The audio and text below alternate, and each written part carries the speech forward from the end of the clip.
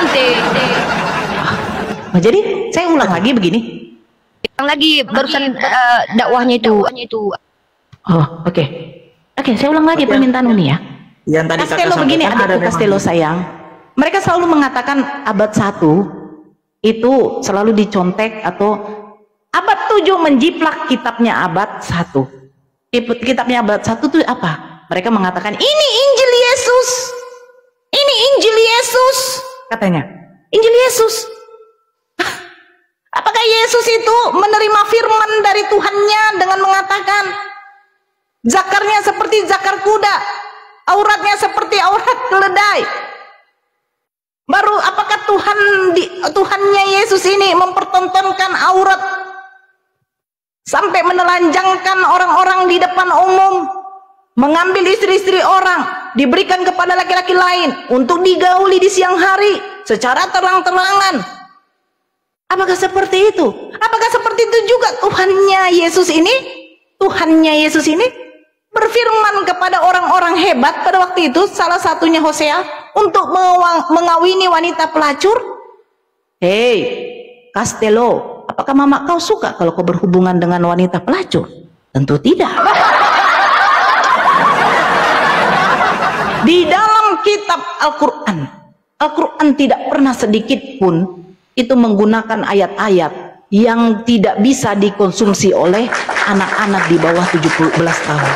Castello, kalau kau bacakan di dalam Yeskel, sebentar Dika, kalau kau bacakan di dalam Yeskel 23, saya ingatkan sama kamu, lebih bagus kamu tutup kitab itu, kamu sembunyikan, ya kan? Kalau kamu mencari tahu tentang kekristenan, kau sembunyikan, jangan sampai dikonsumsi oleh anak-anak. Ngeri kali Castello, ngeri kali. Saya aja kalau lagi diskusi begini, saya baca ini, saya suruh anak saya tutup telinga, tapi dibilang anak saya, kenapa mama? Tutup telingamu itu, ini tidak baik ini kah? Ini ada ayat-ayat porno ini nih. Dibilang anak tutup begini. Mama, kalau ada ayat porno, kenapa dinamakan kitab suci? Ya kayak begitulah. Mereka mengada-ngadakan kitab suci biar ada kitab sucinya. Agama Kristen, apa nama kitab sucimu? Injil. Siapa yang menulis? Nggak tahu. Apakah Yesus ada menulis untuk kitab Injil? Nggak ada. Terus kenapa bisa ada? Ya suka-suka kami lah, namanya juga suka-suka tuh.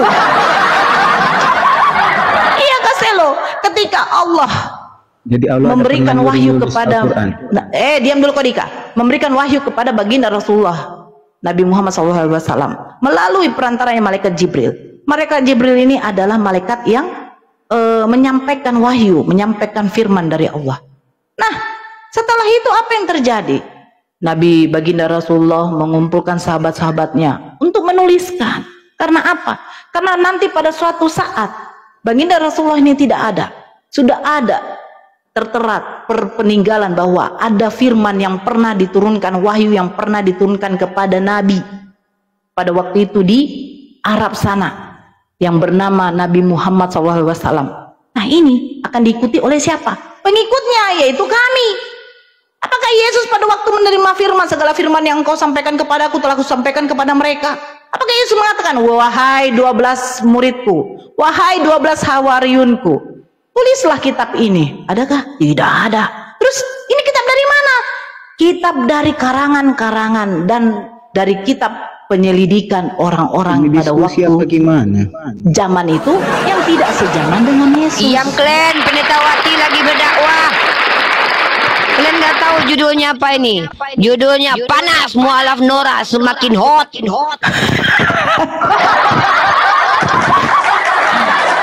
Si Castello ini agama Hindu, Uni Rifa kalau nggak salah. Cuman dia pengen tahu bagaimana konsep ketuhanan di dalam Kristen dengan di dalam Islam. Makanya ini saya jelaskan. Buddha. Orang tua Buddha. Buddha ya? Ciuman apa itu? Itu Nora, itu ciuman apa namanya? Ciuman kudus.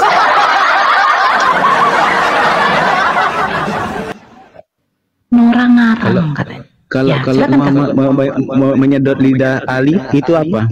Oh, saya sering menyedot lidah anak saya. Sini nak. Enggak. Mau sini Lubang hidung anak sini. lubang hidung anakku pernah aku sedot. Kau pikir aku apa? Punya kelainan waktu dia anak tahu. saya pilek, biar tidak luka hidungnya, itu saya sedot. Ini anak saya yang kecil, ketika saya cium bibirnya itu nggak masalah. Nggak masalah. Apakah kau sendiri saja, jangankan mencium. Kau aja mencium bibir bini kau aja sampai kau sedot-sedot lidah bini kau aja nggak masalah. Itu loh. Ya, kamu baca, kamu kaji. Kamu tes Ya dulu, silakan, kamu si tes. Dika dimiutkan aja dulu itu Farung. Dia kepanasan, dia birahilin nengok saya nih. Jangan kau birahin nengok saya. Saya salah satu perempuan yang akan memuaskan nafsu laki-laki yang ada di surga yang sekarang ini ada. Kak, Silakan, kalau Castelo. Taurat itu dalam Islam itu dia hukum atau kitab? Apa? Apa dek? Taurat. Kitab Taurat itu dia hukum atau kitab, Kak? Karena kan yang di dalam Islam kan itu dia hukum itu, Pak. Iya, Kali nanya sebentar ya sebentar, Castelo ya. Kak. Sebentar, Castelo, adikku sayang, nanti dijawab sama Uni Rifa ya. Ini karena Siap. si Dika ini, dia waktu menyebut kata menyedot lidah ini, saya jadi teringat. Ketika saudara-saudara Kristen saya ini Ya, Pak, mengatakan tekanlah, saya adalah apapun. perempuan yang memuaskan nafsu laki-laki. Yes, saya mualaf karena saya ingin memuaskan nafsu laki-laki yang sekarang ini notabene-nya berada di sorga. Nabi Muhammad kau katakan berada di dalam neraka. Saya bertanya, diam dulu kau Dika. Yesus kau berada di mana? Di sorga. Ya, saya memuaskan nafsunya dong, boleh dong. Tolonglah. Aduh. Janganlah, saya itu mau menggenapi di dalam Wahyu 19 nomor 7. Marilah kita bersuka cita dan bersorak-sorai karena perkawinan Yesus telah siap sedia dan pengantinnya Nora akan tahu kalian? Anaknya, aku cuma saran buatmu ya. Jangan lupa kau minum jamu loh. Kau jangan minum diam kau Dika. Ini pinjaman perempuan lagi ngomong ini. Iya. Jamu apa? Double kok Kak. Di-mute dulu Kak Nora. Di gini ya, sebagai perempuan, aku tahulah kapasitas kita perempuan nih. Yang kau lawan itu Tuhan. Tolong kau minum jamu, ya. Yang kedua, nggak usah kau bawa celana dalam ke situ. Nggak perlu, nggak ada guna itu. Oh, Uni, saya kemarin pesan jamu Madura namanya jamu empot-empot. Enggak benar serius, kalian cari jamu Madura namanya jamu empot-empot. Itu kalau sekali diminum 3 kali 1 hari, biar sedikit agak terasa kerak gitu. Silakan Uni, dia bertanya soal kitab Taurat Uni. Kita gantian lah, bersama Uni janda Rifa. ya, sama-sama janda. Apa kau kok Tuhan kau mentang-mentang nggak suka janda, Tuhan kau ya sukanya nggak perawan, giliran udah bersetubuh dibunuh. Apalah kau ini Dika. Ada ya. Coba jangan ngomong dosa sama janda ini. Iya, kalau di Kristen janda itu tidak boleh. Barang siapa yang menikahi janda itu berzina. Kasihan kalian para janda Kristen ya, mampus. Makanya kalian, ku bilang Islam kalian. Kalau di Islam itu para janda itu dimuliakan. Bahkan Rasulullah istri pertamanya adalah janda. Kalau di Kristen, barang siapa yang menikahi wanita yang diceraikan berzina. Mampus kalian yang diceraikan laki kalian. Nggak laki, nggak ada laki kalian yang mati. Kau nggak ada masalah, emang kau janda. Kok kau yang nggak ada masalah, emang kau janda. Masa ada agama yang kau yang nggak bermasalah. Kau pernah merasakan jadi janda rasanya? Masa ada Kasihan itu agama yang perempuan-perempuan kalah dengan Kristen hawa yang diceraikan nafsu. sama lakinya. Bukan masalah hawa nafsu, ini masalah keperjandaan. Ini masalah bagaimana janda tidak dihargai di agama kalian. Ini masalah bagaimana perempuan tidak ada harganya di agama kalian. Aku mau menjawab pertanyaan saudaraku dulu. Diam kau Dika. Oke. Castelo, silakan. Karena sudah berpindah. Judulnya ini di YouTube adalah Mualaf Nora semakin menggila, hot, panas, ya. Harusnya Nora bentar lagi nih. Bentar aku Kak, aku nggak mau tampil banyak kali, aku mau ini. Kau aja Kak. Castelo, silakan. Apa tadi pertanyaannya? Tapi ternyata kakak-kakak ini lucu-lucu tapi ekstrim ya, Kak. Tapi Ya, penjelasannya kita harus oke ekstrim, lah, Kak. Dek. Saya pengen nanya Kak terkait itu. Ya, silakan.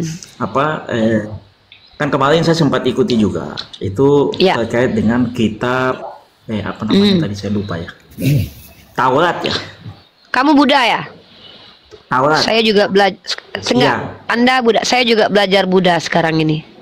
Tapi nggak apa-apa, itu nggak usah kita jadikan diskusi. Kalau mau diskusi dua arah Buddha dengan Islam nanti kalau Anda DM atau tidak mau. Kita bicara tentang Taurat. Apa yang ingin Anda ketahui tentang Taurat? Silakan. Ya. terkait dengan Taurat. Kalau kemarin kan kata kawan-kawan Kristen, saya sempat ikuti, mereka sampaikan itu kan hukum. Lalu mereka sempat tunjukkan terkait dengan ayat-ayatnya, yang dimana ayat-ayatnya yang mereka sampaikan itu kan dia bertentangan dengan ayat-ayat yang ada di dalam Taurat, yang dimana Taurat itu disuruh tidak boleh menghilangkan satu hukum pun walaupun sekecil biji. Apa itu namanya itu? Tom di mute dulu Tom. Bentar ya Tom. Tom, oke. Silakan lanjut. Akan tetapi terkait dengan penjelasan mereka itu semuanya rata-rata kan dia bertentangan, Kak. Makanya yang ingin saya tanyakan, Taurat itu apakah dia kitab ataukah dia hanya sebatas hukum? Baik, terima kasih. Pertanyaan bagus, pertanyaan krusial, fundamental, mendasar, dan pertanyaan yang bermanfaat. Saya jawab ya. Taurat itu adalah serapan dari bahasa Arab. Bahasa Ibraninya Torah. Taurat bahasa Arabnya. Kenapa antara bahasa Ibrani dengan bahasa Arab hampir sama dialeknya? Karena mereka serumpun. Akhot bahasa Ibraninya ukhti bahasa Arabnya. Abi bahasa Arabnya aba bahasa Ibraninya. Kemudian apalagi banyak ya kalau kita rujuk kepada milah. Banyak sekali bahasa yang serumpun ini, lafaznya ada yang sama, bahkan maknanya pun sama. Ada yang kemudian terjadi distorsi, ada yang derivasi, perubahan secara ilmu linguistik dalam ranah akademik, ini hal yang lumrah. Kata kalimat di Arab artinya adalah kata, diambil diserap di Indonesia menjadi kumpulan kata. Sebenarnya kita supaya tidak tersesat, kita rujuk ke bahasa aslinya. Taurat adalah istilah untuk wahyu dari kata wahaya. Etimologinya cepat dan tersembunyi. Apa itu wahyu? Wahyu adalah komunikasi Tuhan dengan siapa yang dia pilih untuk berkomunikasi. Maka kemudian, oh ya Bang Faruk jeda ya. Bang Faruk kalau jeda teman-teman masih bisa dengar nggak di bawah? Teman-teman yang di apa? Teman-teman yang di YouTube mungkin tidak dengar. Oke, aman. Aman. Siap. Aman Uni, aman. Okay. Aman Uni, aman. Siap. Oke. Jadi artinya Taurat dalam perspektif Islam adalah wahyu Allah yang diturunkan kepada Nabi Musa alaihi salam. Apa wahyu tersebut? Bisa berupa aturan, perintah, larangan, dan informasi. Sebagaimana Al-Quran diturunkan kepada Nabi Muhammad SAW, ada larangan, ada perintah, ada informasi yang goib, informasi yang Nabi Muhammad tidak berada di tempatnya. Dalam kitab Torah kita merujuk, kita lompat pagar. Tolong ya, tidak sama ya. Tidak sama antara Torah dengan Taurat. Boleh mengklaim sama, tapi orang Yahudi mengklaim bahwa kitab yang mereka pegang 5 kitab Musa itu kitab Torah. Tapi Islam tidak mengakui. Karena menurut Islam, kitab yang dipegang oleh orang Yahudi dan Nasrani sekarang sudah terjadi distorsi. Apa yang dimaksud distorsi? Bercampurnya antara perkataan Tuhan dengan perkataan manusia. Maksudnya, kitab Taurat yang diklaim orang Yahudi bahwa ini Torah kami telah bercampur dengan kitab. Di sana ada kitab yang namanya Genesis, ada yang namanya Exodus, ada yang namanya Psalm, ada 5 kitab Musa yang bercampur. Di dalamnya ada yang disebut Ulangan, Bilangan, Keluaran, dan lain-lain. Nah, apakah umat Islam menerima kelima kitab ini adalah kitab Musa? Tidak. Karena secara akademis tidak mampu ditelusuri lagi bahwa itu sampai kepada Musa. Kenapa? Karena telah terputus mata rantainya. Secara ilmiah, kitab itu hanya doktrin imani yang mengatakan itu kitab Musa. Ada legenda, ingat saya katakan legenda, bukan ilmiah. Bukan sesuatu yang mendasar secara ilmiah, ada mata rantai dan tokoh yang bisa mempertanggungjawabkan informasi ini. Legendanya di zaman Raja Ptolemy 3 abad sebelum Masehi, orang-orang Yahudi yang telah berdiaspora pergi ke sana kemari yang bahasanya bercampur bahasa Yunani dengan bahasa Ibrani, mereka diundang oleh Raja Ptolemy untuk membukukan kitab apa yang ada pada mereka, kitab berbahasa Ibrani diganti, ditranslate menjadi bahasa Yunani. Ini disebut Septuaginta. Bahkan autografnya sudah tidak ada. Bahkan kalau ditanya siapa nama Rabi Yahudi yang mentranslate bahasa Ibrani ke bahasa Yunani, Kristen Yahudi tidak punya namanya. Skolar-skolar Kristen Yahudi tidak punya namanya. karena memang mereka tidak mendapatkan informasi. Bagaimana mungkin kebenaran ini disandarkan kepada kitab yang tidak jelas siapa penulisnya? Di abad ke-9 muncul orang-orang Yahudi mengatakan ini kitab kami, Tanakh, singkatan dari Torah, Ketuvim dan Nevim, yang hadir di abad ke-9, selesai dikanonisasi abad ke-9. Maka Islam tidak menerima sebagai kitab suci. Kenapa? Karena yang namanya kitab suci itu haruslah perkataan Tuhan. Karena yang namanya sesuatu yang datang dari Tuhan mustahil bisa didistorsi, mustahil juga bisa dirubah-rubah. Dalilnya mana? Bismillahirrahmanirrahim. Nahnu nazalna dzikra wa inna lahu lahafizun. Kami yang turunkan az-zikr, nama dari Al-Quran, maka kami yang menjaganya. Bagaimana dengan kitabnya orang Kristen? Kitab orang Kristen adalah kitab terjemahan. Konon katanya dari Septuaginta. Betul tidak? Bohong dan dusta. Saya bisa tunjukkan lembaga Alkitabiah Indonesia tidak konsisten mengambil terjemahan antara Septuaginta dengan teks Mesorah. Padahal Septuaginta dengan teks Mesorah memiliki perbedaan bahkan jumlah ayat dan juga terjemahan di dalamnya. Contoh salah satunya Hosea pasal ke-11 ayat 1. Cek Septuaginta, apa yang tertulis? Dari Mesir kupanggil anak-anaknya. Teks Mesorah abad ke-9 berbunyi, dari Mesir kupanggil anakku. Kenapa tiba-tiba Matius mengambil nubuatan untuk Yesus? Bukan merujuk ke Septuaginta, tapi mengutip kitab yang belum ada, yang hadirnya di abad ke-9. Kenapa tidak mengutip Septuaginta yang di situ tertulis dari Mesir kupanggil anak-anaknya? Tapi kenapa Matius justru mengutip teks yang belum ada, yaitu dari Mesir kupanggil anakku? Antara dari Mesir kupanggil anak-anaknya dengan dari Mesir kupanggil anakku itu hal yang berbeda. Inilah bentuk kerancuan, kerusakan dari kitabnya umat Kristiani. Bahwa antara Septuaginta dengan teks Mesorah itu berbeda, bahkan Dead Sea Scroll dan juga teks Samaritan itu berbeda. Saya bisa buktikan karena ini masuk ke ranah kajian critical text. Tapi berat bagi umat Kristiani membahas ini karena ini untuk orang-orang akademis saja. Bahkan para pendeta mereka tidak akan sanggup membahas kritik teks. Itu kenapa kita umat Islam selalu mengajak mereka ke hal yang fundamental. Kalau kalian ingin mengkritisi ajaran, ingin mengkritisi doktrin, mari kritisi sumbernya. Jadi Castello, saya yakin Anda orang yang pintar. Saya yakin Anda paham maksud saya. Kalau Anda ingin tahu mana ajaran yang benar, lihat sumbernya, yaitu kitab sucinya. Apakah valid, kredibel, ataukah Anda mengikuti karangan manusia? Jadi Castello membandingkan antara Kristen dengan Islam. Ada satu cara yang paling sangat-sangat harus Anda lakukan kalau Anda orang berakal. Dan ini akademis. Bandingkan kedua kitab suci ini. Al-Quran punya parameter. Seandainya Bible tidak sanggup sampai ke parameter Al-Quran, kenapa harus mengambil Bible? Apa parameternya? Klaim Al-Quran, Al-Quran itu semuanya perkataan Allah. Maka cara menghancurkannya, cari yang bukan perkataan Allah.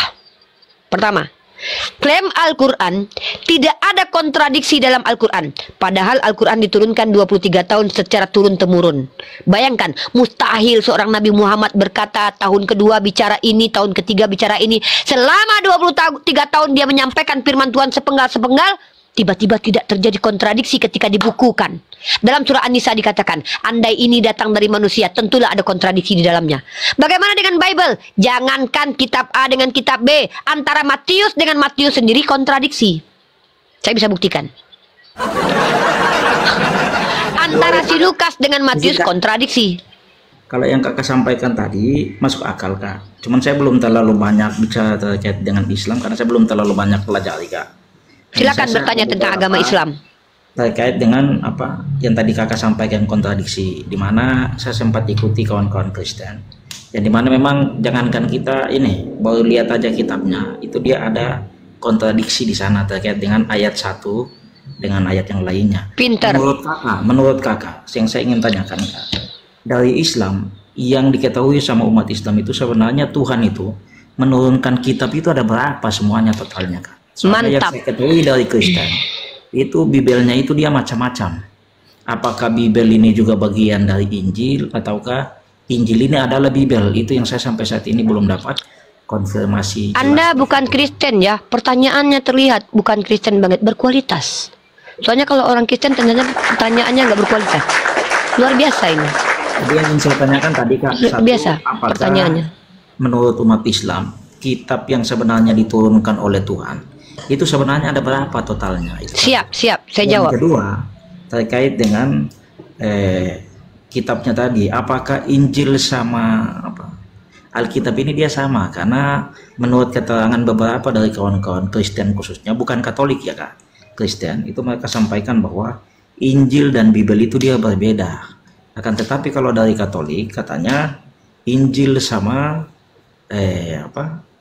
Alkitab itu dia sama. Makanya saya ingin tanyakan juga sama kawan-kawan Islam. Oke. Terkait dengan dua hal itu. Mohon penjelasannya Kak. Siap, saya coba menjelaskan dengan sekemampuan saya. Biarkan Allah yang memahamkan Anda melalui lisan saya. Semua kekurangan dan keterbatasan saya itu karena saya manusia. Dan dengarkan baik-baik. Satu lagi terakhir yang ketiga. Terkait dengan rujukan Kak. Kira-kira kalau kita pengen mendalami terkait dengan Islam, kira-kira kitab apa yang mesti kita baca? Mohon petunjuknya juga. Saya akan kasih tahu, tapi nanti di akhir ya. Baik. Pertanyaan luar biasa berkualitas super. Brother, Masya Allah, ini baru saya bersemangat diskusi ini. Ini baru diskusi namanya. Tergali semua ilmu yang saya pelajari ini, keluar semuanya. Brother Castello, pertanyaannya terima kasih by the way. Anda bertanya kepada kami, sebenarnya Allah Subhanahu wa Ta'ala itu menurunkan berapa kitab? Maka saya ingin menunjukkan kepada Anda definisi kitab dulu. Kata kitab itu mengambil dari bahasa Arab. Syores dalam bahasa Ibrani atau konstruksi bahasanya, akar katanya itu berasal dari kata kataba.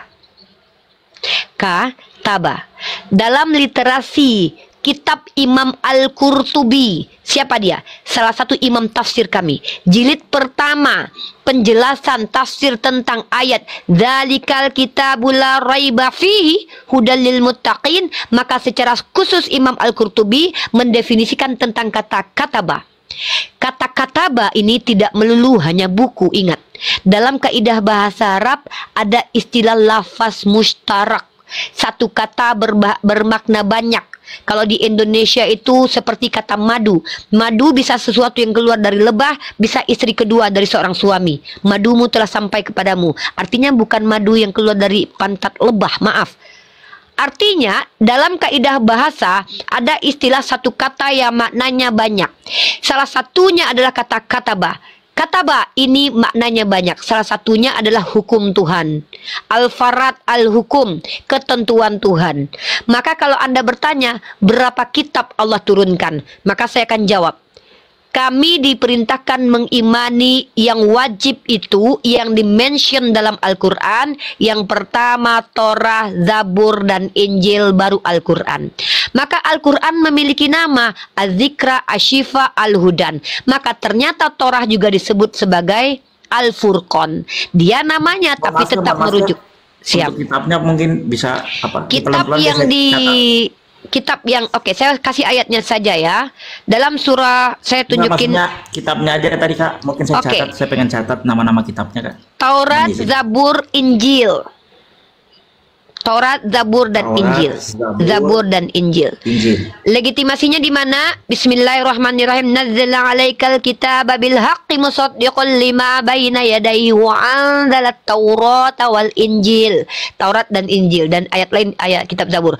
Dan juga mohon maaf, ada berupa lembaran-lembaran yang disebut sebagai suhuf. Ternyata Nabi Ibrahim alaihissalam juga memiliki suhuf, walaupun kami tidak diberitahukan namanya. Dalilnya mana? Dalam surah Al-A'la ayat ke-19. Suhufi Ibrahim wa Musa. Jadi beda, brother. Kitab itu adalah kumpulan-kumpulan dari ketentuan Allah. Suhuf adalah lembaran-lembaran yang juga ketentuan Allah. Nabi Ibrahim memiliki suhuf, para nabi memiliki suhuf, karena para nabi tidak ada kewajiban bagi mereka untuk menyampaikan risalah, melainkan mereka adalah orang yang terpilih. Tapi para rasul, kenapa ada nabi dan rasul? Rasul membawa risalah, membawa syariat, membawa hukum untuk kaum tertentu. Salah satunya Musa alaihissalam.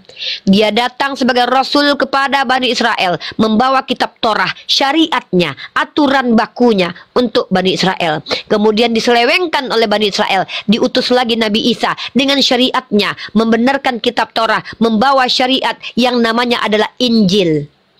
Injil itu bahasa yang musta'ribah, bahasa yang bukan turunan Arab tapi diarabkan. Nah, Injil Injil menurut beberapa orang dasar katanya Evangelion. Tapi mohon maaf saya tidak percaya ini ya. Nah, dari Injil ini adalah wahyu yang diturunkan kepada Nabi Isa alaihi salam untuk Bani Israel, kaumnya Nabi Isa. Kemudian ketika Nabi Isa ditolak, maka Allah tidak membiarkan manusia dalam kesesatan, karena antara Yahudi dengan Nasrani berselisih paham terkait tentang siapa Isa, mana yang benar, mana yang tidak benar. Maka Allah yang Maha Rahman ini tidak membiarkan manusia dalam kesesatan. Allah turun Nabi yang telah dinubuatkan bahwa nanti Nabi ini, Al-Anbiya ini datang sebagai penutup para Al-Anbiya, bernama Ahmad Muhammad sallallahu alaihi wasallam, membawa kitab yang juga adalah syariat bagi umatnya, yang disebut sebagai qara'a yaqra'u Qur'anan Al-Quran.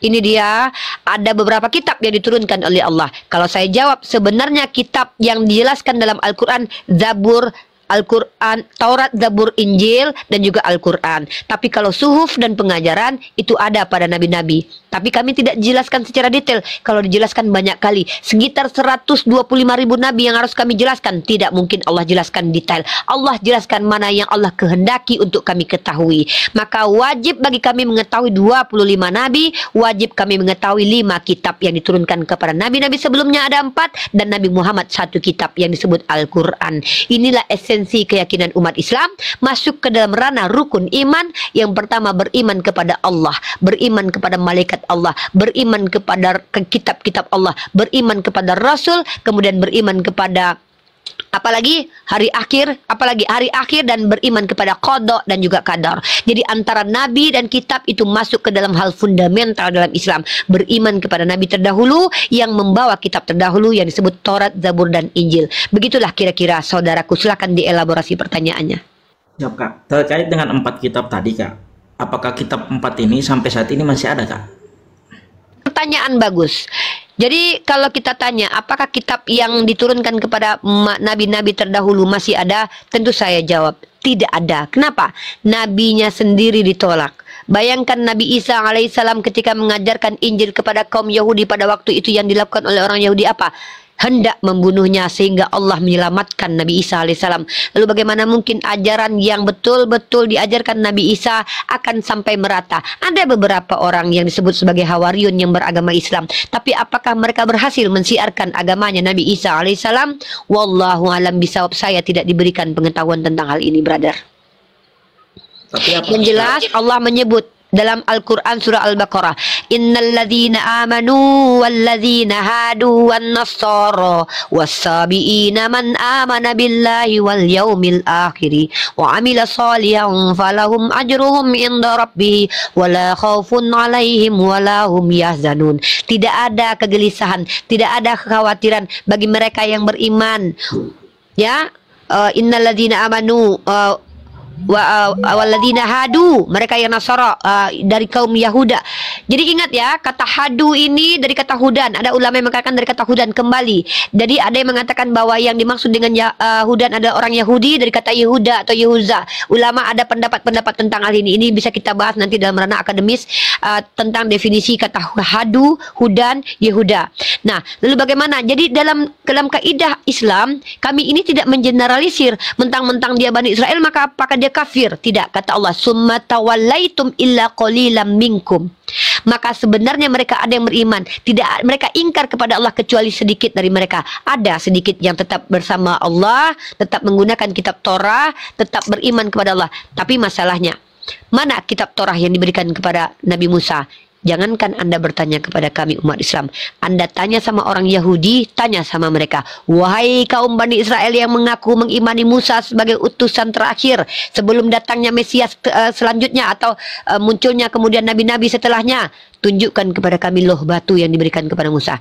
Terkencing-kencing mereka mencari karena memang tidak pernah ada lagi. Jadi autograf atau yang diturunkan pada Nabi Musa sudah tidak ada lagi. Ya, lalu begitu juga dengan Nabi Isa. Ketika orang Kristen mengatakan kami mengimani Injilnya dari Yesus, tanya kepada mereka, mana Injil Yesus? Yang ada Injil according Matius, Injil according Lukas, Injil according Yohanes, Injil according Markus. Tapi Injil according Yesus, nehi acakarengge, tak pernah ada. Buktikan kalau ada. Mana Injil pernah Yesus sampaikan? Ketika Yesus mengajarkan di bait Tuhan, dia mengabarkan Injil. Mana Injil itu? Jangankan kami umat Islam, mereka Kristen saja sudah tidak punya, karena memang tidak pernah ada. Begitulah kira-kira. Silakan ditanggapi, brother. Baik. Kalau tadi menurut kakak, Taurat itu kan diturunkan buat Musa. Yes. Lalu siapa? Yesus itu diturunkan Injil. Kalau Zabur sama Al-Quran ini diturunkan untuk siapa? Zabur diturunkan kepada Nabi Daud alaihi salam. Kalau yang satunya kan Al-Quran? Nabi Muhammad sallallahu alaihi wasallam. Ini yang kami pegang sekarang. Kitab Al-Quran yang mana Anda bisa uji kevalitannya hingga detik ini. Yang ketika disampaikan dalam Al-Quran ini, ketika Allah menciptakan manusia dari mani, segumpal daging, kemudian menjadi halakah, ternyata dilihat di dalam dunia medis, wah kok mirip, kok sama. Ketika Rasulullah berkata bahwa ternyata matahari ada garis edarnya, kenapa para ilmuwan astronomi yang di awal membantah matahari punya garis edar, kenapa terakhir percaya bahwa matahari punya garis edar? Di dalam Al-Quran ini disampaikan ada laut yang bersatu tapi tidak bercampur keduanya. Kenapa tiba-tiba kita ditampilkan ada air yang tidak bercampur? Kok bisanya Nabi Muhammad yang ummi, yang hadir 1400 tahun lalu, yang tidak pernah sekolah akademik, nggak pernah jalan-jalan ke laut, bisa menceritakan sesuatu yang hasilnya beliau tidak ada pada waktu itu. Tapi ketika diuji, maka hampir 80% karya ilmiah membenarkan apa isi kandungan Al-Quran. Bahkan ketika dijelaskan bagaimana Fir'aun jasadnya diselamatkan, ternyata ada para arkeolog yang menemukan ada dua, indikasinya adalah jasad dari Fir'aun yang ternyata diuji di dalamnya ada, kok ada biota-biota lautnya. Kenapa bisa diselamatkan? Al-Quran sudah sampaikan. Andai Al-Quran ini berdusta, tugas kalian para orientalis, para salibis pembenci Islam, Islamfob, batalkan argumen Al-Quran. Apa kata Al-Quran? A'udzubillahi minasyaitonirrajim. Bismillahirrahmanirrahim. Wa in kuntum fi raibim mimma nazzalna ala abdina fa'tu bi suratim min mislih. Kata Allah saya berkata, hei kalian, kalau kalian ragu apa yang diturunkan kepada Nabi Muhammad terkait Al-Quran, kalian buat semisal Al-Quran kalau ini karangan bebas manusia. Tiru Al-Quran ini seperti sebagaimana ada tiruan dari Bible yang disebut dengan Apokrif. Ada Apokrif Thomas, Pelepos, Maria, Apokrif. Ternyata Bible banyak tiruannya. Artinya tidak ada satupun umat Islam yang datang ke Mekah, walaupun dari Afrika, dari Australia, mereka berkumpul di belakang satu imam di Mekah Al-Mukarramah, di mana seluruh penduduk bumi yang beragama Islam hadir pada saat bersamaan. Dibacakan Al-Baqarah, dibacakan surah Al-A'la, dibacakan surah Yasin, dibacakan Al-Fatihah. Tidak ada satupun yang mengatakan, wah ini bukan Al-Quran yang kita dengar, kok beda ini, kok berantemnya kita, hadir itu imam, bidat itu imam, turunkan itu imam. Tidak ada kejadian itu sampai detik ini, brother. Walaupun kami memiliki banyak qiraat yang disebut dengan qiraatus sab'ah, tidak ada. Karena umat Islam memiliki wawasan pengetahuan. Tidak mungkin, bagaimana mungkin manusia bisa merubah firman Allah? Ketika panjang pendeknya disebut saja, orang sudah tahu. Diam dulu Tom, saya lagi bicara dengan saudara saya. Saya pernah mengadakan tahsin Al-Quran. Saya setor hafalan kepada 3 guru.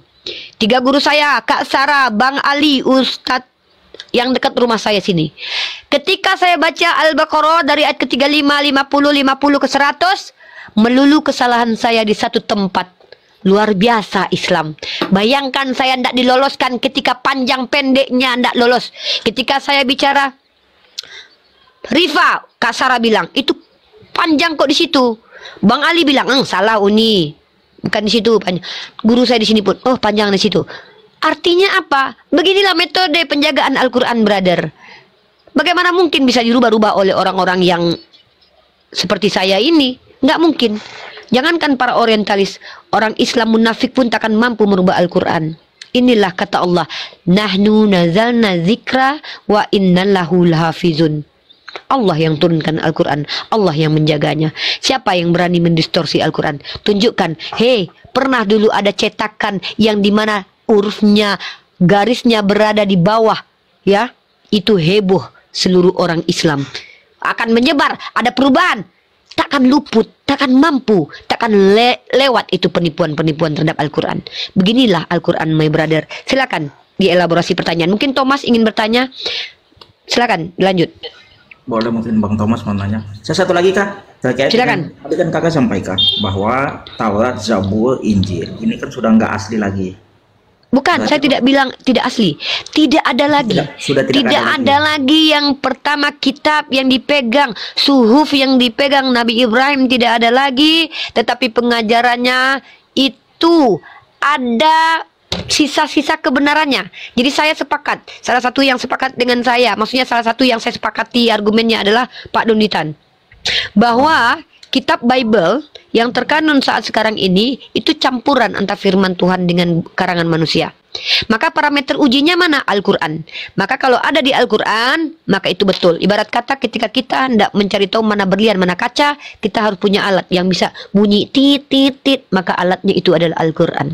Sepakat dengan Al-Quran, betul firman Tuhan. Tak sepakat dengan Al-Quran, itu karangan manusia. Kurang lebih begitu. Maksud Kakak, Al-Quran ini pelengkap dari Taurat, Zabur, sama Injil? Bukan pelengkap. Membenarkan kitab sebelumnya. Menjadi parameter batu uji untuk kitab sebelumnya. Yang dipegang oleh orang yang mengklaim bahwa itu Taurat, Zabur, Injil. Tidak ada pelengkap. Kalau dibilang pelengkap artinya kitab lama tidak lengkap. Tidak ada istilah penyempurna. Coba perhatikan di Al-Quran. Dalam Al-Quran itu Allah nazzala alaikal kitaba bil haq musaddiqal lima baina yadaihi. Allah Al-Quran membenarkan kitab terdahulu. Yang mana? Yang dipegang oleh Musa dan Isa. Verifikator, betul. Saya lebih suka menggunakan istilah itu, verifikator. Kalau dikatakan penyempurna, diksi ini seolah-olah kitab yang terdahulu tidak sempurna. Saya tidak sepakat kitab terdahulu. Karena kitab terdahulu, Injil sempurna untuk umatnya, Torah sempurna untuk umatnya, Zabur sempurna untuk umatnya. Masa Tuhan nurunin kitab tidak sempurna? Al-Quran sempurna untuk umatnya Nabi Muhammad.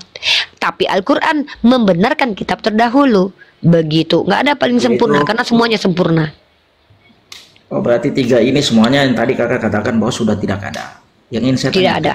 Kan saat ini kan yang dipegang sama kawan-kawan Kristen itu kan Alkitab. Apakah Alkitab Bible? Jangan pakai Alkitab. Alkitab itu bahasa Arab, diksi Al-Quran itu. Mereka tidak tahu malu pakai itu. Bible. Oh, jadi salah ya kalau pakai Bible. Iya, pakai bahasa Yunani. Kitab mereka bahasa Yunani dari kata Biblos, kumpulan buku. Bible.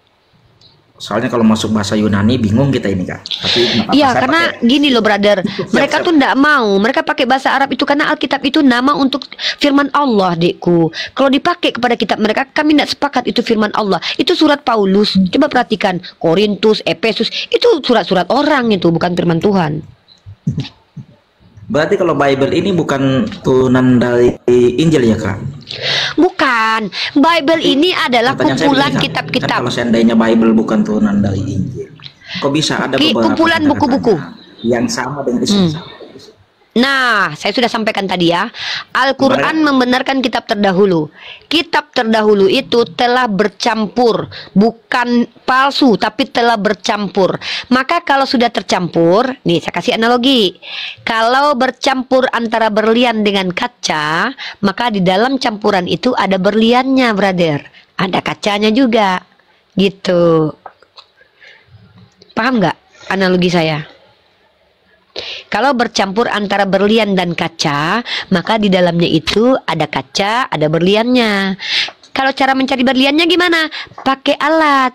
Alatnya apa? Al-Quran. Gitu, brother. Biar bunyi dia titit, titit, titit. Ini berlian. Kalau nggak bunyi ini, ini kaca. Buang. Begitu. Begitu, brother. Silakan, brotherku Castello. Atau mungkin kita ke si Tom lagi. Silakan Tom. Halo, makasih. Bertanya ya? Ya, silakan. Bertanya. Saya mau tanya, Castello itu agama apa? Buddha. Oh, pantasan. Kedua. Kenapa pantasan? Pantasan dia cerdas. Iya, saya udah akui tadi. Emang orang-orang di luar Kristennya agak cerdas-cerdas ya.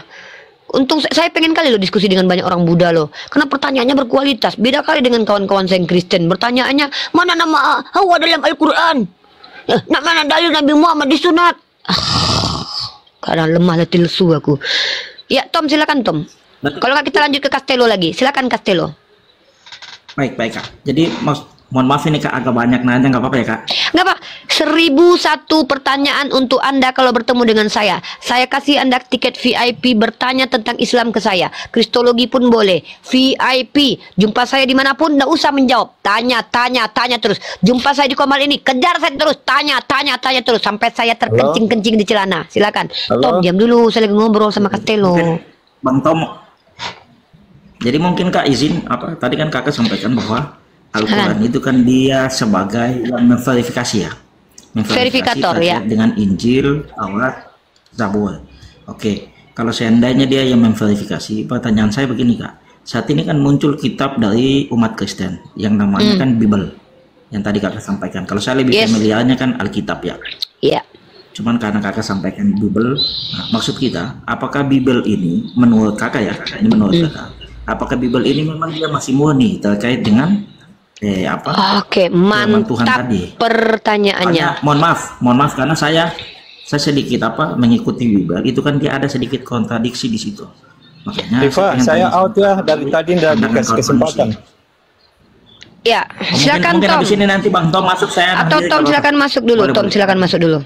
Kasian kali situ ngambek dia. Ya udahlah Tom, ngambek. Tidak ngambek sih. Ngambek kan kayak mak kurang belanja. Lanjutlah apa Tom? Apa? Mau tanya apa?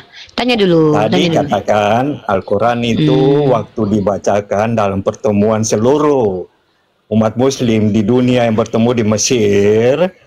Kapan kami ketemu di Mesir? Ada aja sih Tom inilah. Ngapain kami ketemu di Mesir? Ketemu di Padang aja sekalian. Nah, di Padang. Di Mekah, Tom. Terus, di Mekah.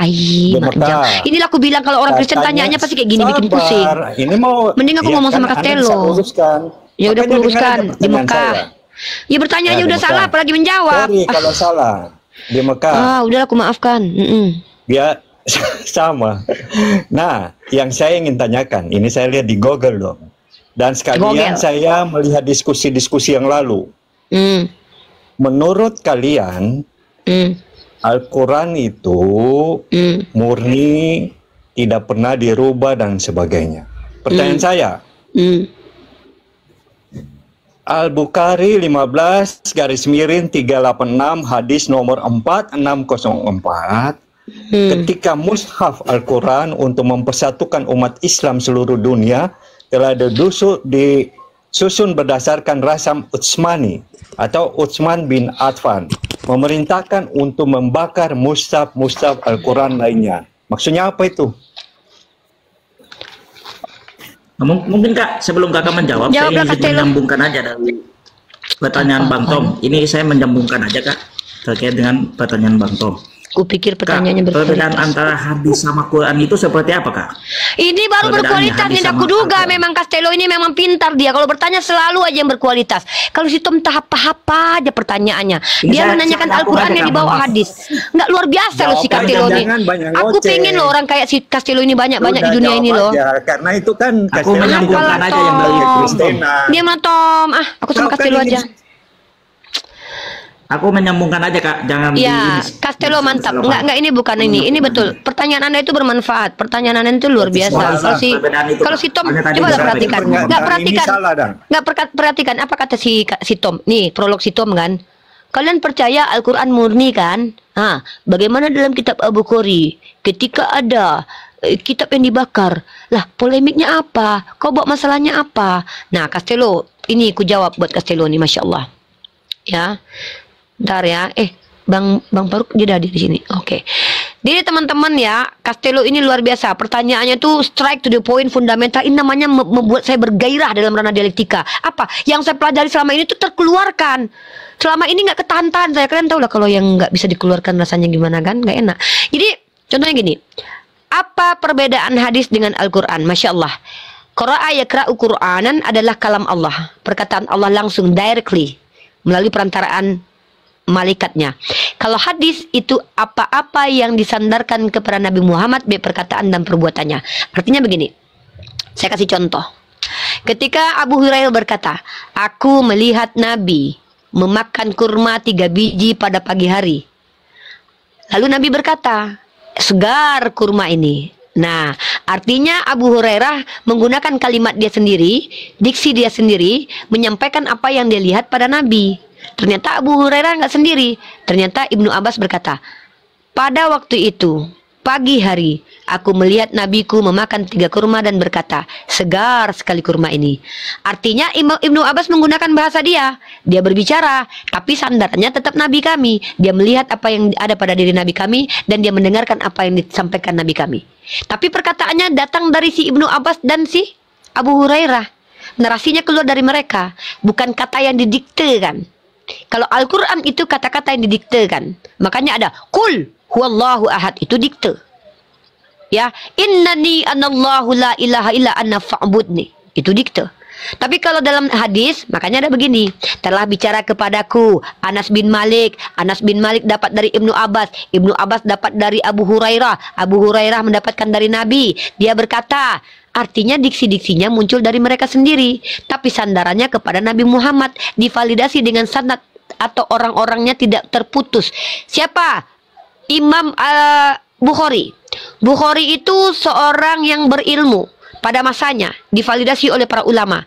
Dia mengambil ilmu kepada ulama sebelumnya.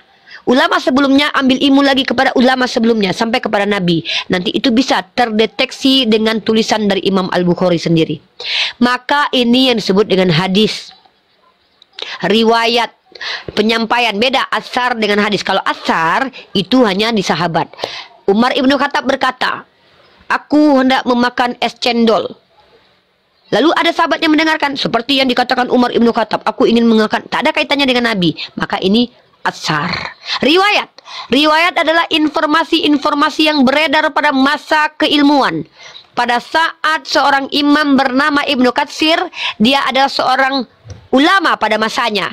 Dia kerjaannya hanya belajar, mencari riwayat-riwayat, informasi-informasi yang dia dengarkan tentang bagaimana penjelasan dalam surah Yasin. Ternyata ada yang berkata, itu ternyata Paulus isinya. Siapa yang ngasih tahu? Ternyata sumber Israeliat. Semua disimpulkan dalam satu kitab yang disebut kitab tafsir. Maka kedudukan kitab tafsir tidak absolut, tetapi sebagai ranah akademik. Hadis biasanya lupa Kak, biasa bisa pahami. Yang tadi Kakak bilang kalam Allah itu apa itu Kak maksudnya? Ya, perkataan Allah, Al-Quran 114 ini dia. Nih, inilah Al-Quran dengan surat ini ya. Nih, saya sampaikan. Kalam yang itu perkataan ya Kak? Perkataan. Nah, mulai dari apa? Nih dia. Saya tunjukkan ya. Mulai dari yang tersusun dari Ummul Quran, yaitu Al-Fatihah, dari surah pertama sampai kita lihat di sini, kita ada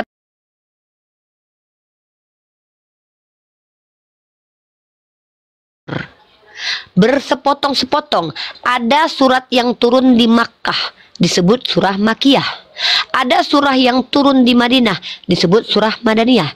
22 tahun, 2 bulan, 22 hari atau kurang lebih 23 tahun Nabi Muhammad dalam kehidupannya sebagai Rasul dan Nabi mengalami peristiwa-peristiwa yang mana Al-Quran diberikan kepadanya perlahan-lahan. Makanya mudah untuk dihafal para sahabat. Kalau terkait dengan hadis tadi Kak? Kalau hadis, Nabi Muhammad SAW, beliau hidup sebagai seorang Rasul 23 tahun. Beliau itu kerjaannya apa? Mengajar. Maka apapun pengajarannya itu dikopi oleh semua sahabatnya. Makanya para sahabat punya suhuf-suhuf. Makanya para sahabat itu penghafal hadis. Sayyidah Aisyah 2000 hadis dia hafalkan sendiri. Abu Hurairah menghafalkan hadis. Jadi zaman dahulu itu intelijensi seseorang itu verifikatornya apa? Dengan mudahnya dia menghafal, bukan tulis menulis. Begitu. Berarti kalau hadis ini perkataan Nabi maksud Kakak begitu? Perkataan dan perbuatan Nabi. Perbuatan Nabi. Berarti dia bisa salah bisa benar. Bukan bisa salah bisa benar. Bisa ada orang yang menipu. Bukan. Bisa ada orang yang menipu. Ini saya kata lebih tepatnya begini. Nah, pintar. Ada orang yang mengaku, saya mendengar Nabi mengatakan kepada istrinya, wahai Kunarion. Siapa yang berkata? Ternyata yang berkata Al-Waqidi.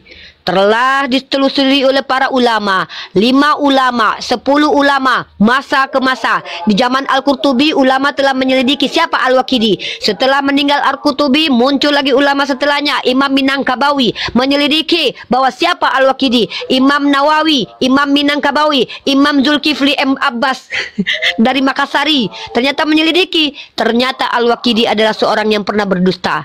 Maka cara menanggapi ini didengarkan saja tapi tidak perlu diambil. Kenapa? Karena bisa jadi ini dusta, ini doif, lemah. Begitu. Tidak pernah diambil menjadi sesuatu untuk rukun-rukun dalam keberagamaan. Begitu. Karena kalau rukun-rukun ada di Al-Quran, yang sunnah-sunnah ada di dalam hadis. Contoh, bagaimana caranya minum? Teguklah 3 kali, duduklah dengan baik. Misal, itu kan sunnah, tidak dikerja pun tidak apa-apa, dikerjakan lebih baik, nggak dikerjakan rugi. Maka itu ada di dalam hadis. Jadi kalau ada nanti si Al-Waqidi, Al-Mukidi misalnya berkata Rasulullah kepada Al-Maryam, tertulis dalam kitab Mutiara bahwasannya Nabi Muhammad berkata, wahai wanita Samaria Kunarion. Loh, siapa yang bilang? Al-Waqidi. Siapa yang mengatakan kepada Al-Waqidi? Nggak tahu. Terputus sanad. Maka ini bisa menjadi maudhu atau hadis palsu. Begitu, brother. Atau misalkannya, ternyata dalam kaidah ilmu hadis yang dirangkum dalam sebuah kaidah keilmuan yang disebut dengan ulumul hadis, ada ilmu dalamnya, ilmu ar-rijal atau ilmu manusianya, biografinya, atau ilmu rawi, orang yang merawinya, atau ilmu sanadnya, atau ilmu matan isinya. Ini masuk dalam ruang akademik. Maka tugas kami ini apa? Utlubul ilmi faridatun ala kulli muslim. Kewajiban kami, Bang Mahadewa, Bang Faruk, itu belajar terus menerus. Karena ilmu Islam itu luas, terkadang tak terselami. Ambil mana yang kau cukupkan bagimu sendiri, makan mana yang bisa kau makan. Jangan kau kejar sesuatu yang tak terkejar, karena makommu akan diangkat oleh Allah. Kalau kau mampu naik kelas secara natural dari Allah, itulah dalam Islam itu kami katakan, tidak ada kami ini yang mengaku berilmu, karena tidak ada kami memiliki ilmu melainkan hanya sedikit saja. Jadi nggak ada dalam Islam ini kami sok-sokan mengatakan aku lebih hebat daripada kau. No, seandainya saya mungkin paham kristologi, belum tentu saya paham fikih. Seandainya saya paham fikih, belum tentu saya paham ilmu tauhid. Seandainya saya paham ilmu tauhid, belum tentu saya paham ilmu yang dipakai oleh Ibnu Rus, yaitu ilmu mantik, yang dipegang oleh Ibnu Khaldun, yaitu ilmu sosiologi. Jadi ulama kami ini banyak. Bahkan ada satu ulama yang menguasai seluruh cabang ilmu. Bahasa Arabnya jago, nahu sarafnya oke, kemudian mantiknya apalagi keren, kemudian ilmu laduninya luar biasa. Inilah yang disebut dengan para ulama yang namanya masyhur sampai saat ini. Di antaranya siapa? Ibnu Katsir. Siapa lagi? Imam Malik, Imam Syafi'i, Imam Ibnu Hambal. Makanya kami ada 4 mazhab. Jadi mereka adalah orang-orang yang berilmu, yang kami sandarkan apa yang kami lakukan kepada mereka, karena nanti mereka bertanggung jawab di hadapan Allah. Rifah, kenapa kau baca kunut habis sholat subuh? Saya ikut Imam Syafi'i, ya Allah. Maka kalau Imam Syafi'i yang salah, saya terbebas karena Imam Syafi'i yang ngajarkan. Dia yang bertanggung jawab. Karena saya melihat bahwa Imam Syafi'i diakui berilmu. Kata Rasulullah, ikutilah jumhur ulama, ikutilah mayoritas ulama, karena umatku tidak akan bersepakat dalam kesesatan. Kata Rasulullah, make sense enggak ini? Make sense, logika. Bagaimana mungkin kesesatan dilakukan berjamaah? Yang namanya sesat itu biasanya segumbil-gumbil, seupil-upil, muncul sedikit-sedikit, bikin kelompok sendiri, pecah belah sendiri-sendiri. Dia bilang dia paling pintar, dia nggak mau ikut-ikut jamaah banyak, dia sendiri aja, nggak mau kami, nggak mau kami, nggak mau. Mereka lah yang memecah belah persatuan dalam Islam. Makanya 72 golongan itu semuanya masuk neraka jahanam, karena mereka memecahkan diri mereka dari jamaah Ahlus Sunnah wal Jamaah. Begitu kira-kira, brother. Panjang kali 2 SKS lo, brother. Masih ada lagi sedikit, boleh ya? Apa, brother? Soalnya silakan. agak rasional, Kak. Saya agak senang diskusi sama kakak. Ya, kan saya kasih tiket VIP. Dengar ikhwah, beliau pemilik tiket VIP ya. Ya, silakan. Tetap diverifikasi juga oleh ulama terkait dengan penyampaian Nabi itu. Siap, Kak? Ya. Halo, Kak. Kakak. Signalnya merah, brother. Signalnya merah. Ini ada yang bermusik ini, tolong dulu di mute dulu, jangan naikkan dulu yang bermusik, tolong habis di YouTube kita nanti tolong. Yang bermusik jangan naik dulu, ya Allah ya Rabbi ya Rahman ya Karim. Janganlah naik dulu yang bermusik. Habis YouTube orang nanti, brother. Sayang sekali nanti di YouTube kita di take down YouTube kita ya. Siapa ini yang bermusik Kak, ini? izin nanya lagi boleh ya, Kak? Lanjut. 1100 pertanyaan. Nggak makan saya, nggak apa-apa. Saya dikenyangkan karena firman Tuhan. Ini aku standby dulu lah ya. Kau temanya Kak Nora, aku tulis di situ. Nora semakin hot dan menggila. Di sini maksudnya aku apa istirahat dulu sebentar aja Uni. Ya kalau cerita Kak, yang kayak gitulah, bagi-bagilah amalan kita. Jangan kau sibuk. Ini aja. Udah aku buat tuh thumbnailnya. Nora makin menggila aku bikin. Aku pula yang ini. Enggak apa-apa Bang Castelo, lanjut Bang. Aku di sini, tapi aku sambil nyimak aja, biar aja. Iya Bang, abangku Castelo silakan dilanjut. Ya, Kak. Tadi Kakak sampaikan bahwa perbuatan Nabi, perkataan Nabi itu semuanya kan diverifikasi. Begitu ya, Kak? Nah, aku keluarkan senjataku untukmu Bang Castelo ya. Ini untukmu demi Castelo ini. Aku keluarkan senjataku ya. Tadinya aku malas bongkar-bongkar, tapi nggak apa-apa lah demi Anda. Silakan. Jadi tadi kan Kakak katakan bahwa penyampaian Nabi, perbuatan Nabi itu semuanya kan dicatat. Hanya saja yang menyampaikan ini kan mesti diverifikasi kebenarannya, Kak. Iya. Saya pernah dengar di kawan-kawan Kristen bahwa Nabi Muhammad katanya mengajarkan minum kincing kambing. Itu masuk hadis atau seperti apa, Kak? Apakah di dalam Oke, Masya Allah. Dalam itu, Kak? Karena saya pernah luar dengar biasa. itu katanya Luar biasa. orang Nabi Muhammad itu mengajarkan terkait dengan minum kencing kambing. Saya mohon penjelasannya terkait itu. Siap. Apakah itu memang ada dalam Al-Quran ataukah di dalam hadis? Itu tidak ada ya. Itu tidak ada. Narasinya begini ya. Ya, saya jelaskan. Jadi pada waktu itu ada orang-orang yang mereka itu bukan orang Madinah. Mereka datang mendatangi baginda Rasulullah. Mereka hadir di Madinah pada waktu itu. Yang perlu kita pikirkan by logic. Yang namanya belahan bumi ini berbeda-beda. Anda misalkan tinggal di Bukit Tinggi.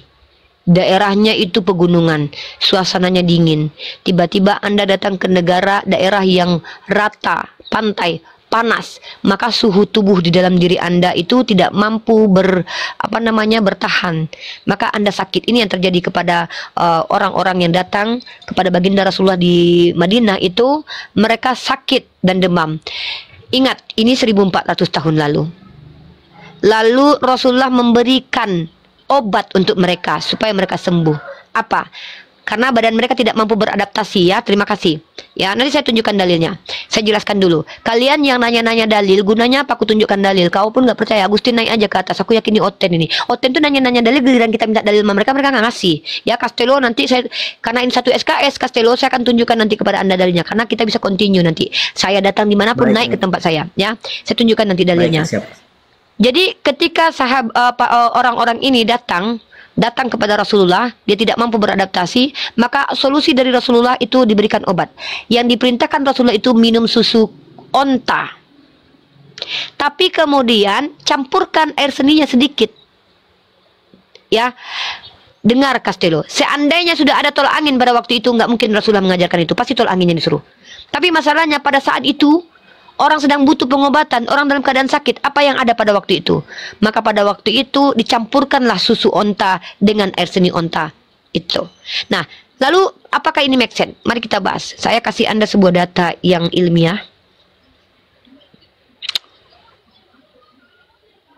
Tapi Anda tanya ini jangan salah ya. Di Kristen itu nggak ada larangan minum kencing manusia loh.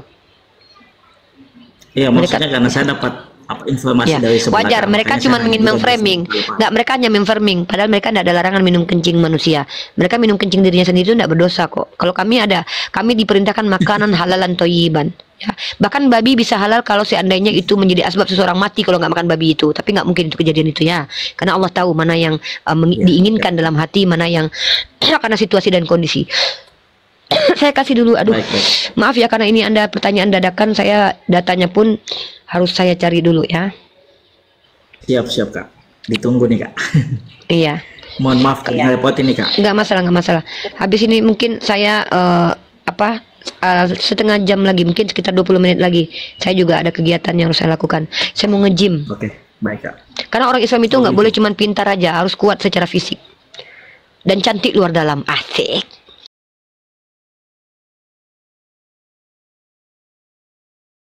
Nih ya, saya kasih data ya.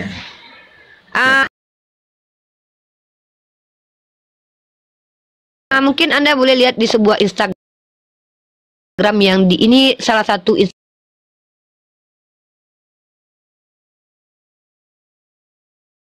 Instagram ini adalah You is Fit. Ini sering memposting keadaan-keadaan ilmiah ya. Saya kasih Anda sebuah data dulu. Aduh terkejepit tangan ya Allah. Kata orang di bawah tuh. Ya orang Islam itu bukan. Jadi laki-laki Islam itu disunahkan untuk pertama disunahkan untuk menjadi laki-laki sejati Castello. Yang perempuan itu disuruh untuk menjadi wanita sejati. Nah ini ya. Air kencing unta ternyata diperjualbelikan, dipercaya bermanfaat buat kesehatan. Mari kita bahas. Ternyata di sini kalau kita rujuk, terapi urin ini bukan hanya diyakini oleh orang Arab, brother. Tapi terapi urin ini sudah ada ribuan tahun lamanya. Ya, baik orang mana? Uroterapi namanya. Urin terapi atau terapi urin sebenarnya adalah sebuah teknik pengobatan tradisional yang sudah ada selama berabad-abad. Kalau orang lain menggunakan air kencing manusia, Nabi Muhammad hanya menggunakan air seni unta. Terapi jenis ini tercatat dalam sejarah bangsa India, Mesir, Yahudi, Yunani hingga Romawi kuno sejak abad pertengahan hingga zaman Renaissance. Pada masanya, urin khususnya urin manusia, ingat ya, kalau orang-orang Romawi kuno itu pakai urin manusia dan oten tidak ada larangan minum air kencing manusia. Urin manusia punya sebutan khusus karena manfaatnya seperti the gall of blood hingga elixir of life. Urin binatang seperti kambing, kerbau, domba, kuda dan unta biasanya digunakan untuk uroterapi. Ya, air kencing unta. Binatang unta atau dalam bahasa Latinnya Camelus dromedarius, kok jadi kayak Yesus ya, gantian namanya. Selain tangguh di cuaca panas ekstrim, ternyata memiliki manfaat dalam urinnya. Di Asia, terutama Jazirah Arab, urin atau air kencing unta digunakan sebagai pengobatan tradisional. Dikatakan kalau suku nomaden Badui secara rutin mengkonsumsi 100 ml air kencing unta, baik dicampur dengan air susunya atau tidak, secara rutin untuk menjaga daya tahan tubuh mereka, karena mereka berpindah-pindah ya, karena mereka nomaden. Berdasarkan uji klinis pun diketahui kalau air kencing unta memiliki konstituen kimia yang bermanfaat bagi tubuh. Ya, kemudian air kencing unta dipercaya untuk antibakterial, anti kanker, anti patelet, antiviral. Wah, kalau minum ini nggak jadi viral kita ya. Kemudian siapa sangka ternyata harganya lebih mahal daripada biaya makan orang Kristen di bawah. Mahal. Harganya sampai 300 ribuan tuh. Tuh, mahal tuh. Wah, air kencing unta lebih mahal dari harga diri kalian. Aduh, maaf, bercanda. Ya, mengingat bahwa unta adalah salah satu binatang yang pandai menyimpan dan sangat hemat air, frekuensi unta untuk buang air kecil termasuk tinggi, yaitu kurang lebih 5 sampai 11 kali. Setiap buang air kecil durasinya sekitar 18-28 detik dengan volume per hari 0,55 liter, tergantung dehidrasi atau tidak. Kemudian TLDR, uroterapi atau terapi urin sudah ada dalam kebudayaan India, Mesir, Yahudi, Yunani hingga Romawi sejak abad pertengahan. Biasanya ini yang tadi diulangnya. Lalu kita lihat secara medisnya sekarang. Kita lihat medisnya. Aduh, sakit pinggang aku lama-lama duduk ini nih. Terapi urin dengan minum air kencing benarkah efektif? Markica, mari kita baca. Dari mana? Halo dok. Halo dok. Halo sehat. Oke. Reaksi yang muncul di benak Anda. Ini kita bicara kencing manusia ya brother, bukan kencing onta ya. Bayangkan itu si Kiki Patmala minum kencing onta. Sekarang dia Kristen kalau nggak salah. Kiki Patmala jadi Kristen ya. Dia minum kencing dia sendiri kalau nggak salah. Boleh nggak sama Yesus? Nggak tahu. Apakah dia masuk surga menurut Yesus? Nggak tahu saya.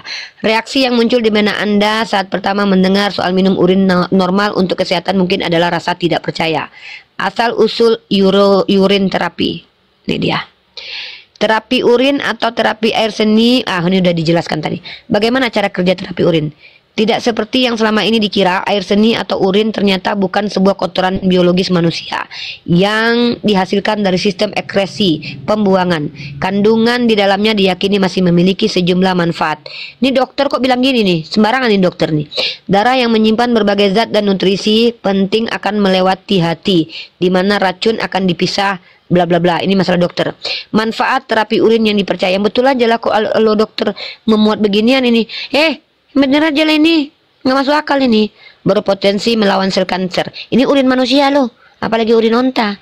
Membantu meredakan infeksi bakteri, membantu pengobatan secara masalah kulit. Ini lo dok nih, serius nih yang bikin nih. Siapa ini yang bikin oi? Nggak tahu lah. Intinya bahwasanya tidak aneh menggunakan urin unta, asal jangan kalian minum dari tempatnya. Kan berarti gitu. Itu maksudnya dipakai buat obat ya Kak ya? Iya. Jangan sebenarnya kalau cuma tempat. sebatas kalau kencingnya dipakai buat obat berarti rasional lah Kak, karena iya rasional lah brother. masih rasional karena kan iya. kopi, apa namanya, Yang nggak rasional itu makan darah tuan, minum darah tuan, makan daging tuan nggak rasional. Enggak, maksudnya kalau itu masih rasional Kak, terkait dengan kencing. Iya. Yang nggak rasional itu minum dari tempatnya, itu nggak boleh ya, jangan dilakukan ya. Kamu kalau ke Arab jangan coba-coba minum urun unta dari tempatnya langsung. Karena memang saya dengar dari sebelah, makanya saya nggak apa-apa. Itu fitnah, brother. Mereka tuh suka fitnah sih. Mereka aja di ayatnya nggak ada loh pernyataan dilarang kalian minum kencing, dilarang kalian makan tokai, kalian nggak ada loh. Serius loh. Segala sesuatu yang tidak dilarang itu boleh loh hukumnya loh. Bener nggak? Masuk akal nggak? Segala sesuatu yang tidak ada larangannya maka boleh. Makanya ada hukum undang-undang. Jangan begini, jangan begitu. Nah, di Kristen tidak ada larangan makan tokai. Makanya boleh makan tokai. Coba Uni ditanya tokai itu apa? Dia nggak tahu tuh. Tokai itu tokai. Jadi baik ini, aku suka dia nih, masya Allah, dia pintar, ini luar biasa. Dia, iya, sakit pinggang juga sama lama-lama melayani Castello ini ya, sakit pinggang aku.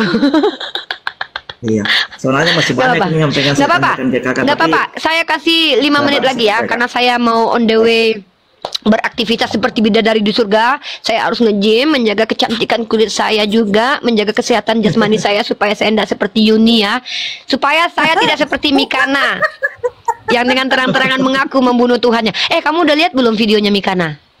Udah. Enggak, Castello udah pernah lihat? Belum Kak. Kamu lihat ya, kamu cari di TikTok gini, TikToknya cari Mikana mengaku membunuh Tuhan. Dia terang-terangan loh bangga bunuh Tuhan. Andai saya ada di zaman itu, saya ikut membunuh Yesus katanya. Emang biadab dia. Iblis aja nggak berani membunuh Tuhan. Nggak ada lah kayak gitu cara ngomongnya Uni. Kopi juga berlebihan kali Uni. Gitu. Karena aku mengsimulasi. Yaudah, gini Castello. Jam 8 nanti kalau Bang Faruk buka saya naik, kalau Bang Inspirasi buka, Bang Kucang Onyot siapapun nanti naik, temui saya, datangi saya, ajukan 5.300 pertanyaan lagi, insya Allah. Boleh Kak. Saya mau kisi-kisi aja Kak, kisi-kisi buat Kakak, siapa tahu sebentar. Ya, kalau saya silakan. Saya carikan literasinya, kisi-kisinya apa? Kisi-kisinya aja Kak. Tadi Kakak sempat sampaikan tentang kitab suci, gini. Kitab suci, ajaran. Terkait dengan iya, maksudnya sebentar kalau seandainya saya bisa live ikut Kakak. Nih, saya pengen nanya juga terkait dengan masalah yang tadi Kakak sampaikan. Raja 18 ada perintah untuk makan tai kok. Iya Bang. Kak, bentar. Castello gimana Castello? Merah, Castello. Signalnya merah. Izin Kak? Merah. Ya. Ini orang baik ini. Jadi ya, apa? Beliau ini orang baik. Kalau yang tadi Kakak sampaikan terkait dengan apa, kencing ternyata dipakai buat obat, berarti rasional Kak. Karena mohon maaf tadi pertanyaan saya segitu karena saya tadinya mikirnya itu kan Nabi diajarkan untuk minum kencingnya itu langsung sekaligus minum kencing, tapi tidak disebutkan terkait pengobatan buat sebagai obat atau apapun. Ya. Tapi kalau memang seandainya buat pengobatan berarti rasional Kak, karena saya sempat dengar juga itu terkait dengan binatang yang dia belak itu dia jadi kopi, kalau nggak salah kopi luwak ya Kak. Kopi itu luwak lebih parah sebenarnya dari kencing. Iya, kopi luwak. Ya kan? Iya mahal lagi harganya. Itu dari pantat. Harganya mahal lagi brother. Betul. Jadi memang kalau terkait dengan obat, kopi luwak itu kan 1 juta lebih sekilo tuh. Iya betul. Iya makanya itulah yang tadi saya sampaikan, kalau seandainya hanya sebatas kencing. Lalu saya baru dapat penjelasan dari Kakak kalau kencing itu dibuat untuk obat, berarti masalah rasional, masuk akal Kak. Yang ingin saya tanyakan begini Kak, tapi ini kisi-kisi aja karena Kakak waktunya juga mau nge-gym. Saya pengen nanya ke Kakak itu terkait dengan yang tadi Kakak sampaikan masalah mazhab. Karena mazhab ini kan tadi Kakak sampaikan kalau nggak salah dengar itu ada 4 ya Kak. Ada 4 mazhab yang di mana saya sempat lihat terkait dengan yang dari kawan-kawan Nasrani juga yang sempat saya ikuti, bahwa di sana juga kan Nasrani dipecah menjadi 2 hanya saja yang saya ketahui ya di Indonesia ya, itu 2, Katolik sama banyak. Protestan. Nggak banyak saja. Banyak 3.000-an lebih denominasi Kristen. Ya, mazhab itu beda dengan denom. Nggak apa-apa. Makanya yang saya ketahui ini kan tentang mazhab ini ada ustadz kita orang biasa. Nah ini saya perhandle dulu. Kita beda shift ini. Bang Dio, kita ganti shift ya. Perhandle dulu Bang Dio. Oh, Perendel ya. Oke. Brother, saya serahkan Anda kepada brother saya, orang biasa ya. Beliau guru saya, insya Allah apa yang Anda tanyakan insya Allah beliau jawab. Beliau punya kapasitas tentang dalamnya ilmu Islam. Saya izin dulu untuk keluar dari Komal. Bang Faruk? Iya, ada Bang. Ya, siap. Ada Bang Dewa juga, itu Bang Dewa. Itu ada Bang Dewa juga. Izin ikhwah yang di YouTube, jangan lupa nama Bang Faruk, channelnya apa Bang Faruk? Mumpung ada live di YouTube ini. The Real Faruk Sianipar 44. Jangan lupa di subscribe The Real Faruk. Teman-teman kalau ingin menyaksikan bagaimana sudut pandang Kristologi dan Islamologi dari sisi seorang mu'alaf cerdas, yaitu Al Faruk Sianipar, silakan di subscribe channel YouTube-nya The Real Faruk. Kalau kalian ingin melihat betapa hot dan panasnya mu'alaf Nora menginjili, jangan lupa subscribe akunnya Nora ya. Ini ya, jadi kita itu butuh juga hiburan sekali gitu ya. Aku kalau nengok Nora ini emang jujur aja aku bilang menghibur aku emang dengan perkataan-perkataannya. Dan izin ya teman-teman, mohon maaf kalau ada perkataan saya yang salah. Saya meminta maaf dengan sangat karena saya adalah manusia biasa, belum dilantik menjadi Tuhan ya. Bahkan dalam iman Kristen pun Tuhan salah. Jadi andai pun saya melakukan kesalahan, saya tunggu saudara-saudara saya, asatis-asatis saya untuk memperbaiki saya. Seandainya yang saya sampaikan benar itu bukan karena kepintaran saya, tapi karena kebenaran Islam. Jadi itu saja mungkin. Salam hormat buat saudaraku Castello. Salam beda Tuhan, salam toleransi satu NKRI. Semoga Allah, doaku kepada Allah Azza wa Jalla sore ini, semoga Allah mengizinkan hidayah masuk ke dalam kolbumu sehingga engkau dikembalikan menjadi fitrahmu sebagai seorang muslim. Kata Allah, firmanmu sebenarnya muslim, orang tuamu yang menjadikan engkau sebagai orang Buddha. Nanti seandainya ada lagi pertanyaan-pertanyaan tentang Islam, bertanyalah kepada asatis-asatis kami yang sudah berada dalam ranah teologi ini dan telah bereksperience, memiliki pengalaman pribadi terkait diskusi lintas agama. Castello, mohon maaf kalau ada perkataan yang salah. Sehat selalu. Assalamualaikum warahmatullahi wabarakatuh. Wabillahi taufiq wal hidayah. Assalamualaikum warahmatullahi wabarakatuh. Waalaikumsalam warahmatullahi wabarakatuh. Ya, silakan Bang Dewa, Bang Dewa. Bang Dewa ini style mute, style diam aja dari tadi Bang Dewa ini. Enggak, Dewa ada orang yang berbicara gitu kan. Lebih baik Dewa itu memberikan kesempatan kepada Uniripa, jangan sampai nanti kita bertabrakan gitu. Itu penjelasan dari Uniripa itu sangatlah luar biasa gitu. Dan insya Allah pertanyaan dari Bang Castello, Dewa pun bisa menjawab pertanyaan Bang Castello itu semua. Karena Islam itu bukanlah pertanyaan, tetapi Islam adalah jawaban dari setiap orang yang meragukan akan ketuhanan. Itulah Al-Quran Nur Karim, itulah Islam. Dan tadi Bang Castello mengatakan bukan taulah, bukan, tapi Taurat. Itu yang benar Bang Castello. Sebenarnya saya lidahnya pendek sih Kak. Nah, bukan taulah. Lidah saya agak pendek. Oh gitu, maaf. Ya. Dewa pikir abang bercanda tadi bilang kayak gitu. Enggak Bang, memang lidah saya agak pendek. Mohon maaf Pak. Oh gitu, baik. Apa-apa, nggak apa-apa, Dewa bercanda itu. Siap. Nah tadi terkait mengenai pertanyaan-pertanyaan yang dilontarkan oleh Bang Castello, Dewa tidak mau menghubungkan ya. Bang Castello, ketika Bang Castello berproses ingin mencari yang namanya satu kebenaran, Bang Castello belajar Hindu silahkan, belajar Buddhis silahkan, belajar Islam silahkan, belajar Kristen pun silahkan. Kalau mau menanyakan soal Bible, silahkan tanyakan kepada mereka dan bandingkan nanti mana ajaran yang masuk akal dan mana ajaran yang akal-akalan. Nah, kembali ke pertanyaan yang pertama itu, yang Dewa simak dari Bang Castello, Tuhan itu bisa menjadi apa saja, begitu ya, Bang Castello ya? Ini pertanyaan kita ulang dari awal. Bang Castello mengatakan kalau Tuhan itu bisa menjadi apa saja karena tidak ada yang mustahil bagi Tuhan. Memang betul, diakui. Apakah di dalam Islam Allah Subhanahu wa Ta'ala dengan kemahakuasaannya bisa berubah menjadi manusia? Bisa. Kenapa tidak? Apakah Allah bisa berubah menjadi apapun juga? Bisa. Kenapa tidak? Pertanyaannya bukan soal bisa atau tidak, tetapi pertanyaannya pantas atau tidak Tuhan itu berubah. Itu pertanyaannya. Sebagai halnya contoh, Presiden Jokowi. Presiden Jokowi itu berkuasa. Apakah Presiden Jokowi bisa melakukan apa saja dengan kekuasaannya? Bisa. Nah, apakah ada yang tidak pantas yang dilakukan oleh Presiden Pak Jokowi? Ada. Contoh, ketika Presiden Jokowi menghadiri satu rapat paripurna nih ya, boleh tidak yang namanya Presiden Jokowi menghadiri rapat tidak menggunakan baju, tidak menggunakan celana? Boleh atau tidak? Bisa atau tidak? Bisa, Bang.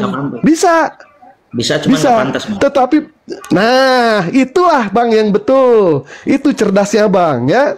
Jadi bukan soal Tuhan itu bisa atau tidak. Tuhan itu bisa melakukan apa saja bisa. Tetapi pertanyaannya, pantas atau tidak Tuhan itu bisa berubah? Pantas atau tidak? Yang tadinya maha kuasa, tiba-tiba tidak maha kuasa. Itu kan tidak pantas, Bang. Betul tidak, Bang? Seperti itu, Bang ya. Nah, karena di dalam Islam, di dalam ajaran Samawi, bukan ajaran Romawi ataupun ajaran pagan, di dalam Islam